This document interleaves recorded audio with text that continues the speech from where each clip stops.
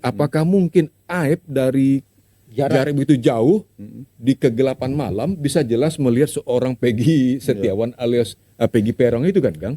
Ini Aib tanda petik bikin blunder. Ya. Ketika dia katakan, saya takut, saya ingin kabur lari dari tempat cepat-cepatnya. Iya.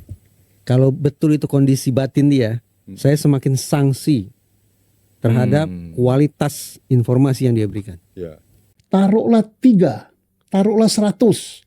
Tapi kalau hanya saksi saja, maka itu tidak cukup. Artinya tidak bisa ditangkap. Ya, saya yakin ya Polri bisa menangkap. Mungkin Polri sudah punya alat bukti lain.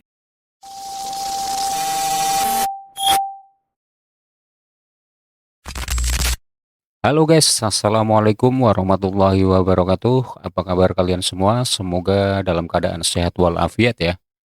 Perbincangan tentang kasus Vina ini cukup menarik perhatian publik ini ya guys. Apalagi belum lama ini muncul sosok saksi kunci yang selama ini itu tidak muncul ke publik, tiba-tiba muncul ke publik. Dan pernyataan-pernyataannya itu banyak dari beberapa ahli itu mempertanyakan dari keabsahan dari keterangan si saksi ini guys. Dan saya mencoba untuk menampilkan beberapa tokoh atau yang expert dalam bidang psikologi forensik dan Bareskrim itu Pak Susnodo Aji itu juga menyoroti hal yang sama terhadap kualitas keterangan dari saksi Aib ini guys. Oke, tanpa kita berlama-lama coba kita menelaah ya guys, kita melihat dari keterangan Pak Susnodo Aji ini memandang keterangan atau kualitas dari Aib ini. Alat bukti dong Om. Nggak bisa. Karena scientifically tidak. Scientific enggak. Nah, kalau yang Peggy ini Om, yang Peggy, butuh saksi apa yang akan membuktikan bahwa dia pelakunya? Sekarang kemarin ya kita hormat pada Polda Jawa Barat mengatakan bahwa dia Peggy. Oke, saya terima. Tapi Polri belum menyebut bahwa dia pelakunya. Untuk nyebut alat pelakunya kita lihat ya. 8 terhukum yang katanya pelaku yang sudah mempunyai kekuatan hukum tetap kan menarik BAP-nya. Berarti tidak menjadi saksi, tidak kenal dengan ini. Oke. Kemudian ada satu saksi yang terakhir yang mengatakan lihat kan. Dia melihat dari jarak berapa? 100 meter. Iya. Malam hari. Iya. Loh, dia nggak kenal nama. Tapi tahu orangnya itu. Hebat bener. Matanya itu. Mata elang gitu. Iya, benar. Ini kalau pesawat apa Amerika itu Falcon ya. Iya betul. Wah, 100 meter malam hari. Bisa kan? tahu orangnya. Bisa tahu orangnya. Ini jangan-jangan main dukun juga. Main dukun juga. Atau nggak pakai alat sadap kan bisa. Tapi saya yakin Polri tidak percaya dengan keterangan dia ini. Iya. Kalaupun percaya kan hanya satu. Iya.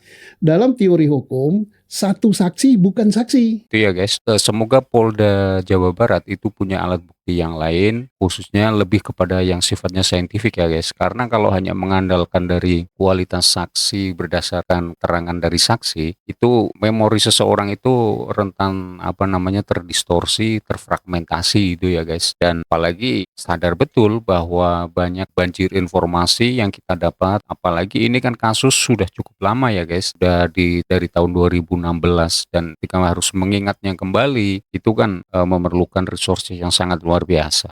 Satu alat bukti berupa saksi bukan saksi. Taruhlah 3, taruhlah 100. Tapi kalau hanya saksi saja maka itu tidak cukup. Artinya tidak bisa ditangkap. Ya, saya yakin ya Polri bisa menangkap. Mungkin Polri sudah punya alat bukti lain. Tapi bukan dukun ya. Ya bukan dukun. Jadi menurut Om seharusnya Polri sudah punya alat bukti lain. Ya mungkin. Yang belum dikasih tahu. Mungkin. Maybe. Mungkin. Atau mungkin ditangkap untuk meredakan keresahan masyarakat. Saya nggak tahu. Semoga saja Polda Jawa Barat itu punya alat bukti yang lain ya guys, seperti tidak hanya mengandalkan keterangan dari saksi kunci Aib ini. Coba kita melihat lagi pernyataan dari Aib ini guys, yang menurut pakar ahli forensik Pak Reza itu justru pernyataan dia itu bikin blunder gitu ya, karena dia pas waktu saat kejadian itu merasa takut gitu. Kita coba melihat dari keterangan si Aib ini, apakah dia itu melihat betul-betul saat kejadian terus dia merasa ketakutan gitu ya. Lihat itu dia melempari batu terus dikejar.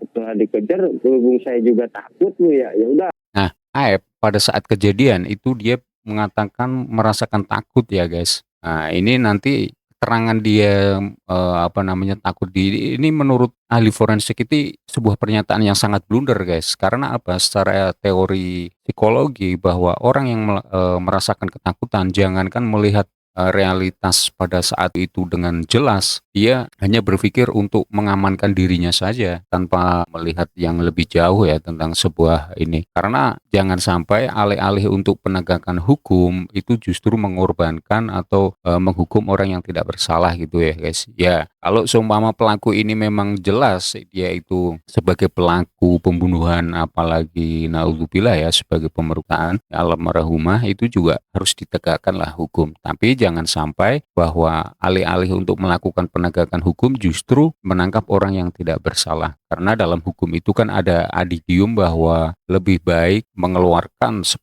penjahat daripada menangkap orang yang tidak bersalah. Tuh, ini kan menandakan bahwa proses hukum itu harus ditegakkan, bahwa si pelaku ini betul-betul adalah pelaku. Kita langsung saja ini guys keterangan si Aib ini. Karena nanti Pak Reza sebagai expert dalam bidang psikologi forensik ini menilai bahwa pernyataan Aib ini adalah blunder ya. Akhirnya saya pulang aja gitu. Pada saat dikejar, kemudian sempat dipepet juga, apa yang kemudian terjadi lagi Mas?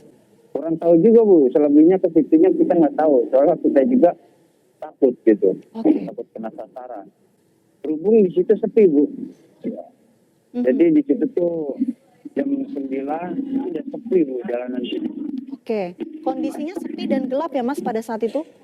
Iya.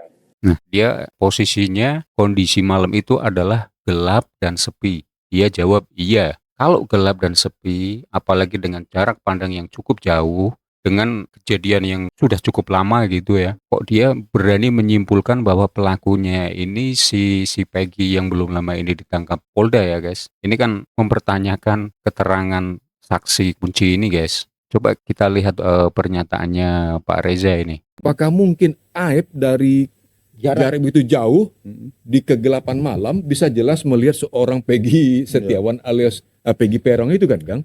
Nah, itu hampir semua ahli. Tadi Pak Susno juga mempertanyakan ya kualitas jarak pandang itu, apalagi posisi malam hari, waktu sudah cukup lama, dia tidak punya memori, maksudnya tidak mengenal si Peggy ini, kok tiba-tiba dia berani menyimpulkan dengan sangat jelas bahwa pelakunya ini adalah si Peggy. Ini banyak ahli itu mempertanyakan kualitas dari keterangan saksi kunci ini guys. Coba kita dengarkan lagi nih guys. Ada statement dari Aib yang, saya ingat sekali dia, ada luka atau ada apa gitu. Nih, Hebat ya. sekali. Nih Aib tanda petik bikin blunder. Ya. Ketika dia katakan, saya takut, saya ingin kabur, lari dari tempat betul. secepat-cepatnya. Iya. Kalau betul itu kondisi batin dia, saya semakin sanksi terhadap kualitas informasi yang dia berikan. Ya. Kita coba dengarkan lagi ya guys keterangan si Aib ini. Kalau yang saya lihat itu dia melempari batu terus dikejar. Setelah dikejar, berhubung saya juga takut Bu ya. Ya udah akhirnya saya pulang aja gitu. Pada saat dikejar, kemudian sempat dipepet juga, apa yang kemudian terjadi lagi Mas? Kurang tahu juga Bu, selebihnya ke situnya kita nggak tahu. Soalnya kita juga takut gitu. Dia posisinya takut. Coba kita lanjutkan lagi keterangan dari Pak Reza ini. Padahal itu dijadikan dasar oleh Polda Jabar untuk menjerat Peggy Setiawan loh Kang. Saya takut, saya ingin segera mungkin lari dari lokasi kejadian. Itu keterangan Aib. Dalam kondisi takut dan ingin lari, dalam kurung ingin menyelamatkan diri, ini persis dengan teori efek senjata. Weapon effect theory. Teori ini ingin mengatakan dalam situasi berbahaya, dalam situasi yang beresiko tinggi, orang berfokus pikirannya hanya pada menyelamatkan diri saya. Sehingga ingatan terhadap peristiwa kabur sejauh-jauhnya. Weapon effect theory. Berkat kejujuran Aib yang mengatakan bahwa dia takut dan dia ingin sesegera mungkin pergi dari lokasi kejadian, ini adalah contoh nyata bagaimana weapon effect theory bekerja dalam proses berpikir dia. Sehingga mustahil lah bahwa dia masih mengingat Saya sanksi terhadap kualitas informasi dia. Kualitas informasi dalam setting pemeriksaan dari sudut pandang psikologi forensik ada 2 parameternya. Iya. Harus lengkap dan harus akurat. Bagaimana mungkin lengkap dan akurat bisa terrealisasi ketika sang terperiksa berada dalam kondisi ketakutan dan ingin lari dari TKP. Keterangan Pak Reza ini cukup logis ya guys, menurut saya cukup logis, karena dalam posisi ketakutan, jangankan kita itu untuk mengingat-ingat kejadian apa yang ada di sekitar kita hanya berpikir untuk menyelamatkan diri kita. Dan keterangan Pak Reza itu juga mempertanyakan kualitas pernyataan dari saksi AIP ini ya. Dan keterangan, apalagi dalam kasus yang sangat besar ini ya guys, pembunuhan dan pemerkosaan ini, keterangan dari saksi itu tidak main-main. Kalau memberikan keterangan palsu itu kan juga ada sanksi yang cukup luar biasa. Kalau tidak salah itu dalam KUHP itu, kalau orang memberikan keterangan palsu di bawah sumpah itu pidananya bisa maksimal sampai 9 tahun. Kalau tidak di bawah sumpah itu 7 tahun kalau tidak salah. Mohon koreksinya kalau semua masalah. Tetapi selama ini seperti yang menjadi perbincangan publik, bahkan dari kuasa hukum pelaku, terus dari media-media, bahwa si Aib ini selama ini menghilang ya guys. Tiba-tiba kembali viral lagi kasus ini, si Aib ini muncul gitu ya, dan berani tampil di media dengan memakai masker. Padahal sebelumnya dia itu tidak pernah muncul ke publik, bahkan pada saat persidangan pun menurut keterangan si kuasa hukum pelaku ini, saksi ini tidak hadir dalam persidangan. Oke, bagaimana menurut Anda? Semoga kasus ini bisa cepat selesai, bisa selesai dengan baik, yang benar-benar pelaku itu bisa secepatnya tertangkap gitu ya guys. Terima kasih. Wassalamualaikum warahmatullahi wabarakatuh.